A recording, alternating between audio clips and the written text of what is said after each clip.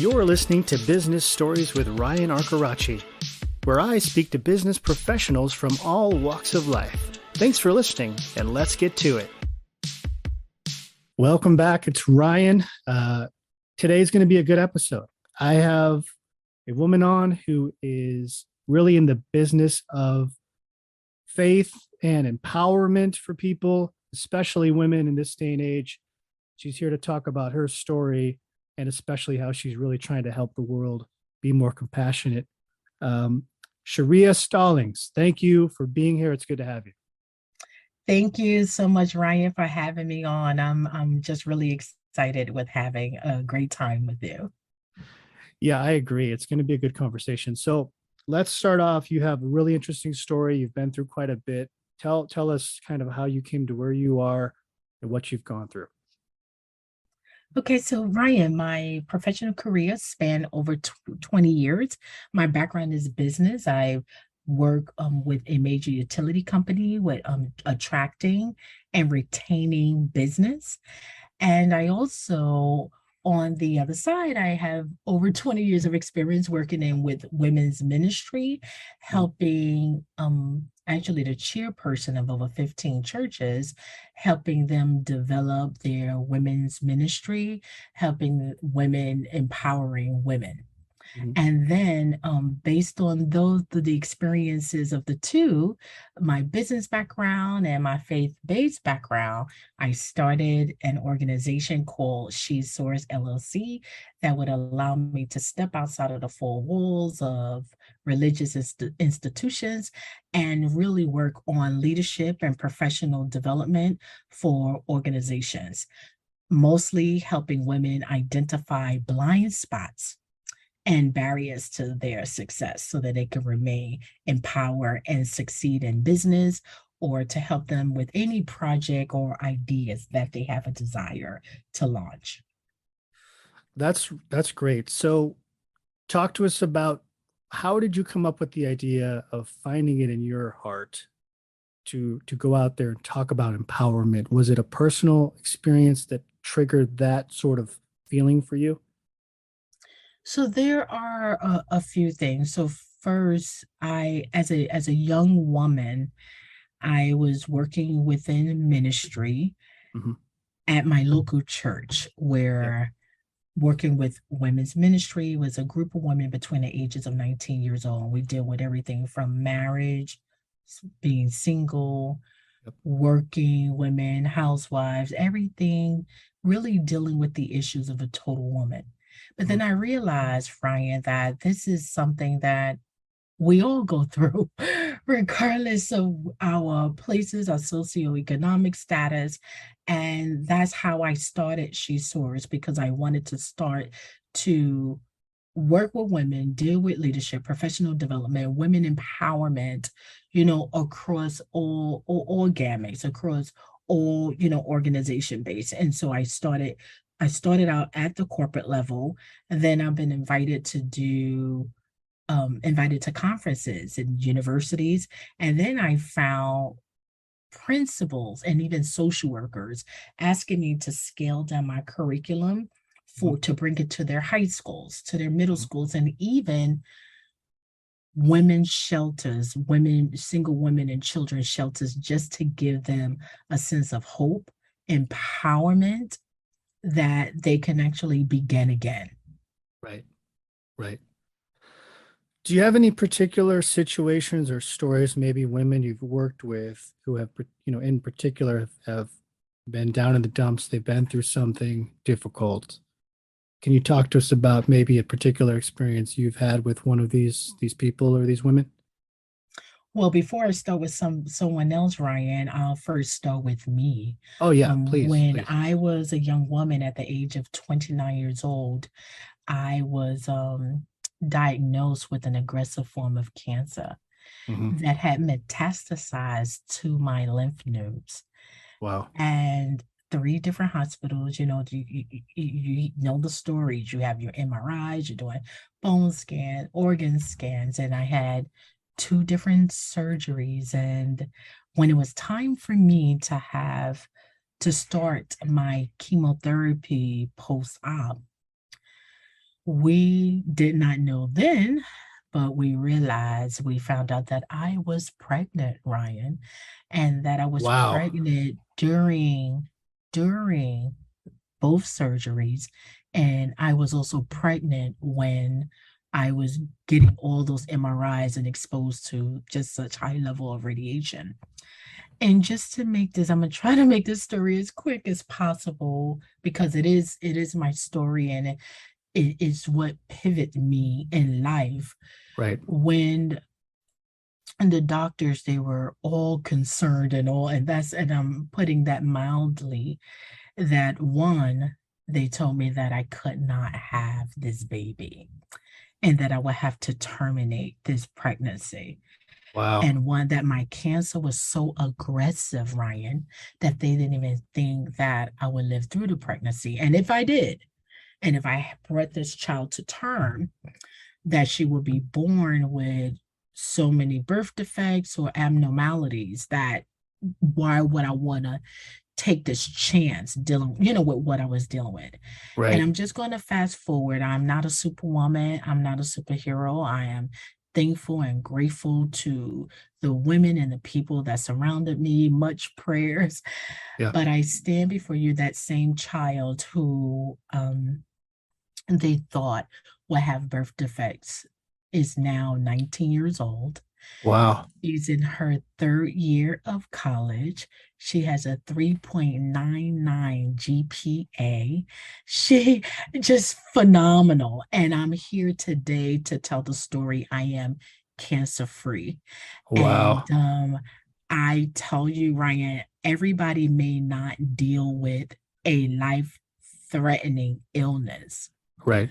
However, everyone at some point in their lives is battling something, Right. or they have some type of valley experience that they needed help with or needed to get out of. Right. And I am here to say that whatever you can make, turn your misery into your message.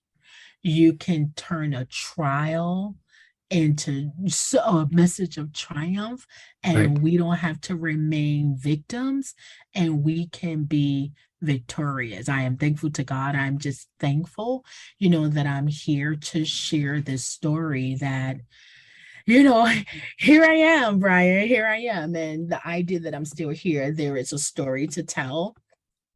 And I want women to know that they can soar, in spite of, they can be resilient Yeah. and they can bounce back. I am a true believer that in spite of anything that we go through, Ryan, that our success is really contingent upon our ability to bounce back and recover. And so I'm Wow. grateful and I'm thankful. Well, I'm so happy that you were able to get through that, and I'm glad your child is doing well. I She's mean, fantastic. walk us through. I mean, at that moment, you're 29 years old, which Hmm. fairly young, right? And Hmm. too young to almost have that kind of stress. What Yes. walk us through what's going on in your head at that moment? What are you thinking, and how did you drive up the empowerment to say, okay, I'm going to get through this? What was going on in your head at that time? Ryan, everything is a process. And that's what I tell. We don't just always arrive. And, if you don't know by now, I am a woman of faith. And I was surrounded by people who said that we're gonna be with you along the way, and we're going to get through this. And I tell you this, Ryan, that at times I will wake up 3 or 4 o'clock in the morning with these thoughts. That self talk that you have to deal with sometimes, Oh yeah. that Yeah. self talk in your head that says, Sharia, you made the wrong decision. Right. You're not going to make it through this. And that would be times when I would get out of my bed, go to my chase, my favorite chase in my dining room, and I would just pray, and I would just listen to motivational, inspirational messages that would continue to Right. strengthen my faith and, the decision that I make. And so I that's the thing that really pulled me through. And it's something that I teach, Ryan, in leadership Right. at the corporate level. Right. And the topic is called the new economy. And I tell people, whenever you think about, when most people think about economy, Ryan, they think about finances or money, their bank accounts, their portfolio. Right. But I tell people that the new economy, the real economy, is about relational brilliance. Mhm. It's about our connections, Yeah. those authentic relationships that we build, those connections, those collaborations, Ryan. And if we're going to succeed Yeah. in anything in life, the art of multiplicity is built around these genuine relationships that we built. And so that's what also helped me. It Yeah. was the relationships that I had. It was the women, the men of faith that just to labor with me in prayer and to strengthen me and to be there for me, if I did have a down moment. And then of course, I had a wonderful team of doctors, right? Right. Right. Fantastic team of doctors. And I found another group of doctors that they are all medical doctors, but they have turned to a holistic style of treatment. Hmm. So they was ready to work with my in the event that I had to get chemotherapy, they would work on my oncologist just to make sure that my body was in tip-top shape, my liver, my kidneys to, expel, deal with any type of side effects, Right. that could have for the medicine. But then um they these team of doctors deemed to be very important in my life Hmm. because the medical community at in my first trimester, they cannot treat a pregnant woman. Wow. So that's why the medical community was like just up in arms because my cancer was so aggressive, it had already metastasized to my lymph nodes. Me keeping this child also meant that I was denying treatment.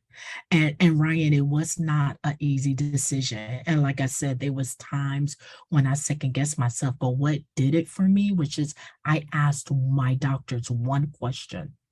Yeah. I asked them, if I terminate this pregnancy, can you guarantee me life? Hmm. And they said, no, we can't.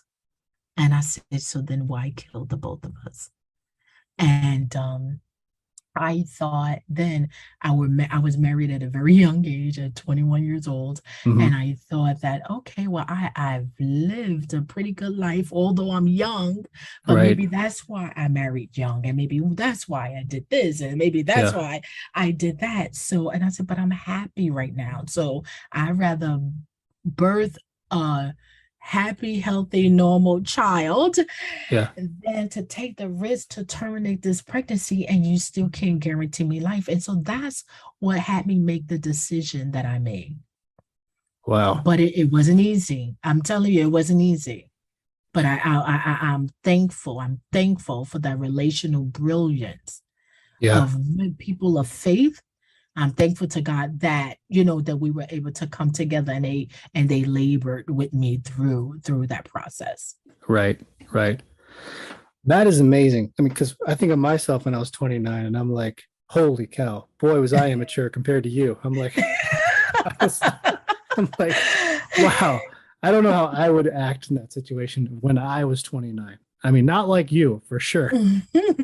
It grows Wow. you up really fast. And Ryan, Say, can I tell you this? What's yeah. amazing? Yeah. I do not regret any of it. Now, would I want to go through it again? Yeah. Absolutely not. Right. Absolutely not. Right. But Yeah. it taught me something, Ryan. Right. Being in corporate America, I'm in management. I was the youngest in my firm, the Yeah. only female, the only person of color in my engineering department. Hmm. And I've been doing, I would a very respectable salary and doing pretty well. I'm here in New York City, Right. and we're at 29 years old just wanting to climb the corporate ladder, and you you have these checkpoints, right? Right. Of Right. what you want to do. Yeah. When I got hit with that diagnosis, Ryan, Right. all those things didn't even rank. Right. And so today, I'm so happy I went through that then Yeah. because I really don't sweat the small stuff. Yeah. I do not take myself too seriously Right.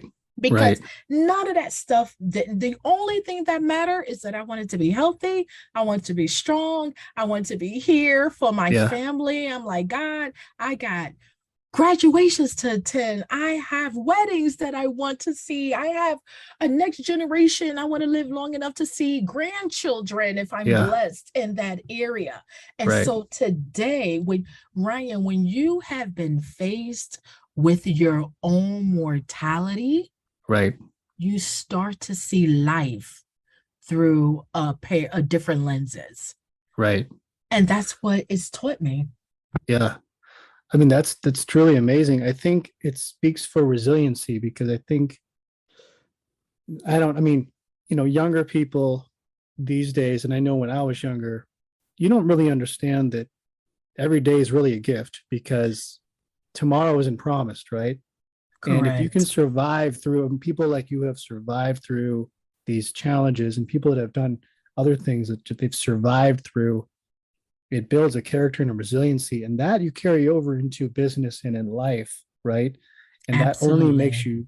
you stronger, um, more Absolutely. resilient, and more empowered, I think. So what are some things, like, let's say we've got people listening, or maybe somebody listening is facing something difficult right now. Maybe it's a challenge in business in their family, maybe it's a breakup in a marriage or something, female or male, whoever it may Mhm. be. What are some things you've gone through this in your life, and you've developed some of your own mental strategies? What do you talk to people about when they're feeling down, or maybe they're really facing something big right now that's difficult? One of the things I think I talk about is that we can always begin again. Right. As long as there is life, there is always hope. Right. We're not dead. Dead is the final, right? As Yeah. long as there's life, there's always hope. And this is just a chapter. Yeah. This is just one chapter in your life. And Right. not and for us to go through it and not to get stuck there, Ryan. Right. Right? I am I am it's time to close this book to the next chapter, or it's Yep. time to write the sequel. Right. But go through this because even this story, even what it is that you're going to through will help someone else. Right. Right. Every rose have thorns in it. Yeah. We're No. all going to get pricked. Oh yeah. Every single last one of us, every Yep. last one of us. And Yeah. like I said from the beginning, Ryan, our success is really contingent upon our ability to bounce back and recover. And so Right. we really have to be intentional on this thing, intentional about the choices we make, intentional about the relationships we build. And I'll say this and stop. Yep. Even in our failures, especially with me, my background being in utility, in the utility industry, energy industry, I think about Thomas Edison. He has a quote that says, I am not a failure. I just found 10,000 ways that do not work. Right. So if Right. this didn't work, okay, let's scratch the board, let's scratch that off, and let's go to the next one. But Right. don't get stuck in the thing that did not work. Right. Even if it is a marriage, Yeah. whatever that valley experience is, we cannot make anyone do anything, Ryan, Right. but we get to choose how we're going to participate Right. in that relationship. And that, when I say relationship, it can be a marriage, it can be the relationship with your coworkers, it could be, deciding, do I leave, change careers, take the jump and Yeah. start this new business? Do I try to work out this horrible job I'm at, or do I, bail out and go somewhere else? we can begin again. This and close this chapter in your book, and Right. and let's write a new one. You get to write. You get to write it. Right. Right. You validate yourself. Yeah. Yeah. I heard a powerful statement once that said, your biggest enemies, or sometimes, maybe it is that ex husband or wife, they're your best teachers, right? Because they teach you how to survive and Mhm. get out of that difficult mindset. And you learn from bad experiences, whether you want to believe that or not. I think we all do, right? We learn about ourselves. So I think Absolutely. that's powerful. Yeah. It could mean, putting money in a stock and it failed. Yep. It could mean it happens everywhere. And even in this pandemic, Ryan, even for me, like most of my work, I've been on stages, I do public speaking, I'm a Right. teacher, I teach. Yeah. And when the world shut down, me like I was no different than other businesses that had to pivot Right. and really look at now more of digital marketing, Yep. looking at how am I going to rebrand, re rebrand and operate in this digital space now, in this virtual world. Right. And now that the world is opening back up, I'll never go back. I don't think we'll ever go back. Somehow, some way, we will always live in a hybrid world in terms of doing things in person, but still staying in this virtual space. So even 2.5 years ago, I had to deal with like, wait a minute, how I operate in doing air quotes, you can't see this now, but Yeah. how I operate in the, let's say, real world, in the Right. physical world, did not match my platform in the virtual space because I gave initially really no didn't put that much effort into it because it didn't matter. I got Right. bookings, I have clients, I have work, but I now have to pay attention to that because that is the space that we're all in right now. Right. And And we're the so lucky. pandemic made this shift. Mhm. Yeah, we're so lucky because, 50 years ago, 60 years ago, if I wanted to talk to you, you're on the other side of the country, I'd have to Mhm. pick up a phone. I couldn't look at you through video. Um, Correct. we can do business literally with people all over the world now. We're so lucky that we have this ability. So now I think thanks to technology, when a problem does occur, like a pandemic or something, Mhm. we can shift thanks to technology. So Yes. that's it's interesting. I want to ask you about shesoars.com. So talk to us about that initiative and sort of what you have going on there, the events you have and things like that. Okay, so right now, She Source is a transformational professional development organization where we help women identify blind spots that create barriers to their success. And so, with anyone who participates in She Soars, our workshops are more result driven. We focus on creating additional revenue streams. Mhm. We help women how to launch and grow their business, their projects, and ideas. We help them to confidently operate in a competitive environment. And Mhm. so, Ryan, one of the things that we look at is I don't know if you ever heard this phrase that men are like waffles and women are like spaghetti, meaning that, No, yeah, and of course I'm never heard speaking that. generally, Yeah. that men have the ability, and to compartmentalize things, like whatever's going on at home or in business, they don't mix it up. But then women, we being naturally nurturers, that Yeah. we're like spaghetti, everything is intertwined. That a lot of times, if a woman has hit a wall or Right. they have hit a barrier, some in their business, a lot of times they have something to do with something that's totally outside of that. And Yeah. so that's why with She Soars, I have to deal with the entire woman. So I deal with purpose. I call it the 7 P's of success, the purpose and dealing with their whys and really designing a life for them that's a life of abundance, both personally and professionally. Mhm. And then we dig into the business part of it, where we deal with developing processes, procedures, prospecting, presentation, public speaking, and Right. pricing Right. for their business. Right. That's great. Now you help to talk about this with young women in high school or college level or kind of all over.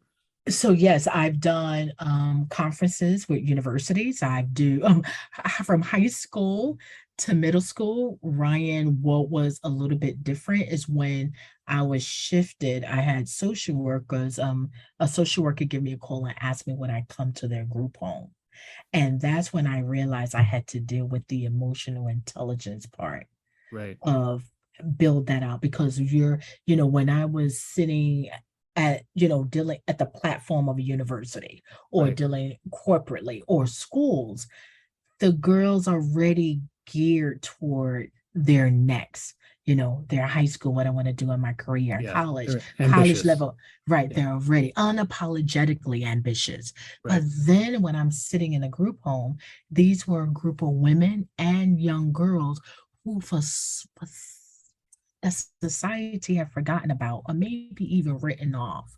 Yeah. And then the persons who they trusted the most may have failed them, like they didn't have any guardians other than the social workers. And I had to rework how I taught empowerment, and I developed my mission for them was intentional living, Right. to be intentional about the choices you make and the relationships that they build.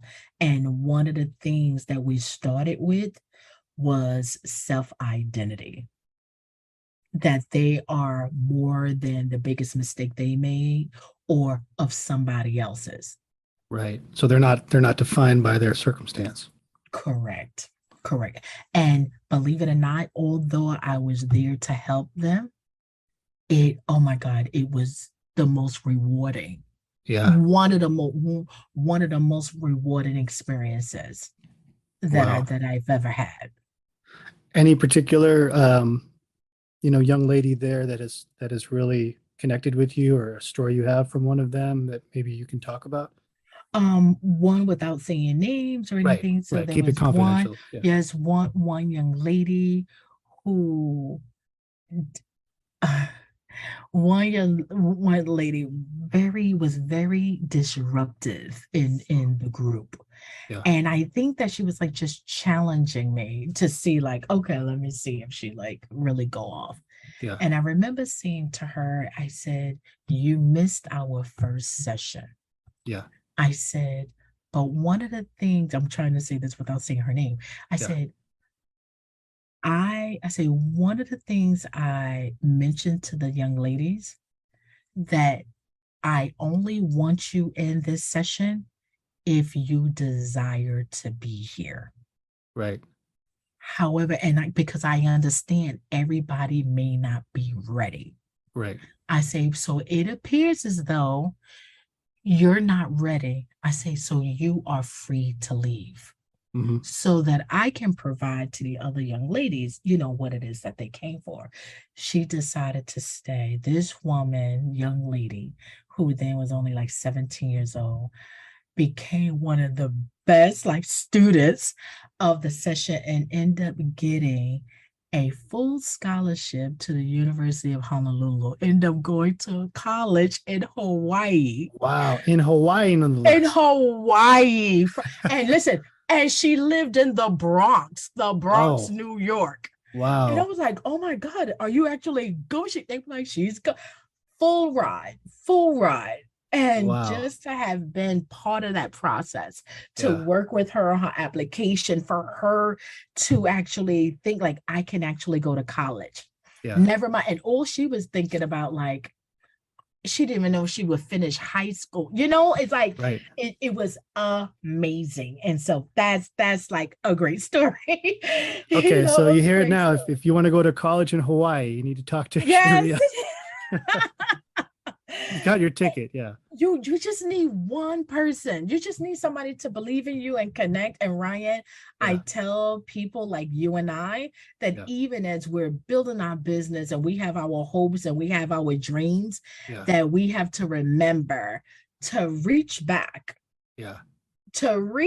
back and to pull somebody up who Right. may be looking at us even from a distance. We Yep. can be inspiring people that we have no idea that we are, but to really be intentional about reaching back to help someone else. And trust me, it'll be a bigger blessing to you, Yeah. as it is for them.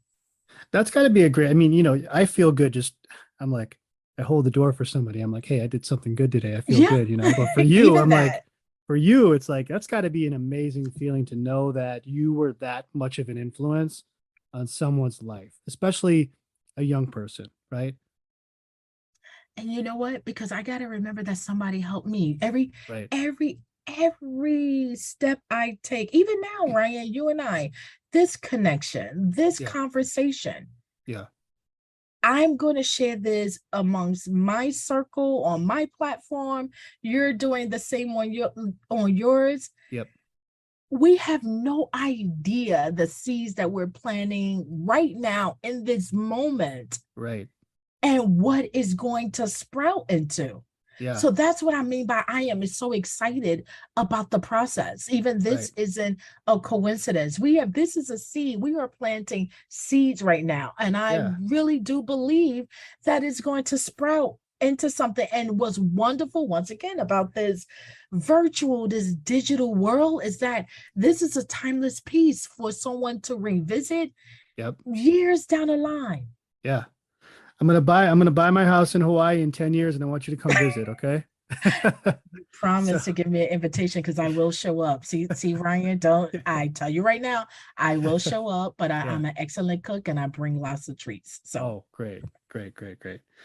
Well, Sharia, it's been a great conversation, and I do appreciate you coming on to talk to me. I know people are going to want to get involved.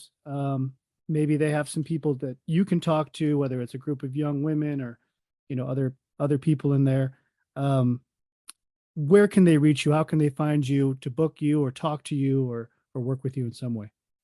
you can email me at we soar at shesoars.com. Okay. Once again, go right on. You get my social media on Facebook is She Soars. On Instagram is She Soars LLC. And you can DM me or you can send me an email. I would be more than happy to speak, to connect, to collaborate with any one of you. Well, Sharia, thank you so much. I appreciate your support in sending this episode. I will send it out too through LinkedIn and elsewhere. And man, it's been great. So thank you so much. Have a great rest of your night. Okay. Take care, Ryan. Thank you so much. Hey, this is Ryan. Are you in the market for a customer relationship management system for your business? Well, before you drop a dime, pick up my book, Customer Relationship Management Exposed, now available on Amazon. Just search Customer Relationship Management Exposed and my name, RyanArcoraci. This is your definitive guide to saving money before purchasing a CRM, so pick it up today.